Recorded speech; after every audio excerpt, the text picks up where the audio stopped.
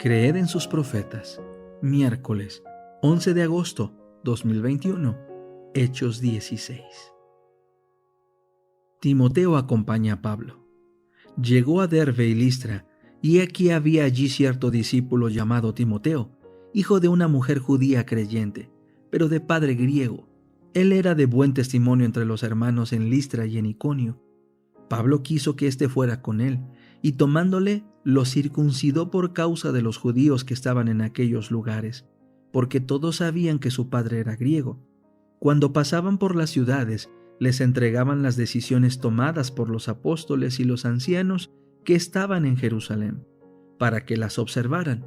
Así las iglesias eran fortalecidas en la fe, y su número aumentaba cada día. Pablo pasa a Macedonia.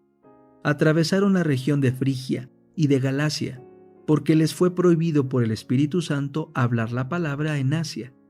Cuando llegaron a la frontera de Misia, procuraban entrar en Bitinia, pero el Espíritu de Jesús no se lo permitió.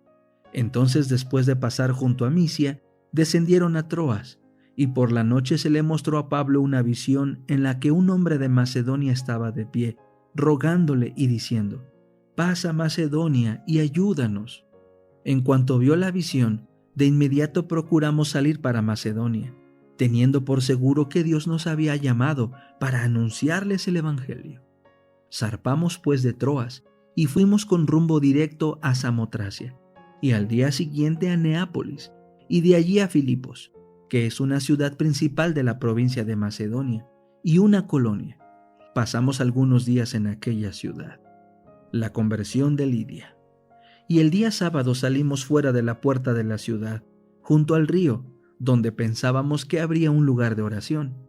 Nos sentamos allí y hablamos a las mujeres que se habían reunido. Entonces escuchaba cierta mujer llamada Lidia, cuyo corazón abrió el Señor para que estuviera atenta a lo que Pablo decía. Era vendedora de púrpura de la ciudad de Tiatira y temerosa de Dios. Como ella y su familia fueron bautizadas, nos rogó diciendo: «Ya que han juzgado que soy fiel al Señor, entren en mi casa y quédense», y nos obligó a hacerlo. Pablo y Silas en la cárcel de Filipos. Aconteció que, mientras íbamos al lugar de la oración, nos salió al encuentro una joven esclava que tenía espíritu de adivinación, la cual producía gran ganancia a sus amos adivinando. Esta, siguiendo a Pablo y a nosotros, gritaba diciendo: «Estos hombres son siervos del Dios Altísimo, quien les anuncian el camino de salvación».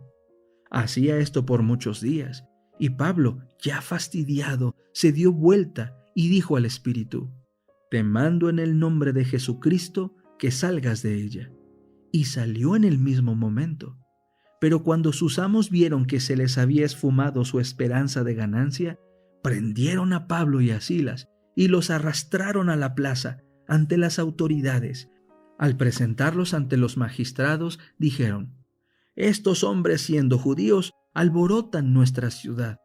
Predican costumbres que no es lícito recibir ni practicar, pues somos romanos». Entonces el pueblo se levantó a una contra ellos, y los magistrados les despojaron de sus ropas con violencia y mandaron azotarles con varas. Después de golpearles con muchos azotes, los echaron en la cárcel y ordenaron al carcelero que los guardara con mucha seguridad. Cuando éste recibió semejante orden, los metió en el calabozo de más adentro y sujetó sus pies en el cepo.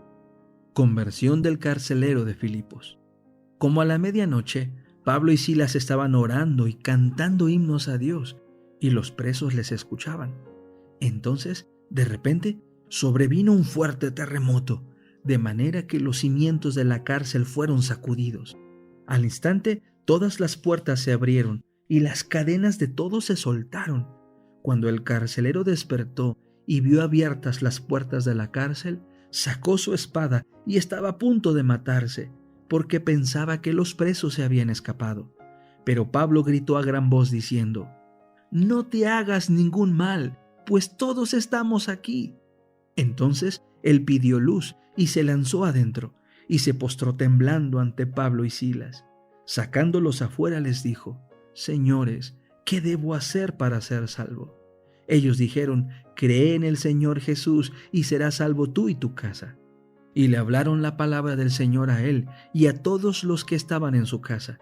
En aquella hora de la noche los tomó consigo y les lavó las heridas de los azotes. Y él fue bautizado enseguida con todos los suyos. Les hizo entrar en su casa, les puso la mesa y se regocijó de que con toda su casa había creído en Dios. Cuando se hizo de día, los magistrados enviaron a los oficiales a decirle: «Suelta a esos hombres». El carcelero comunicó a Pablo estas palabras: «Los magistrados han enviado orden de que sean puestos en libertad. Ahora pues salgan y váyanse en paz».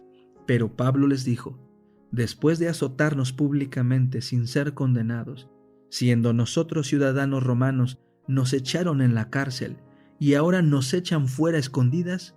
Pues no, que vengan ellos mismos a sacarnos».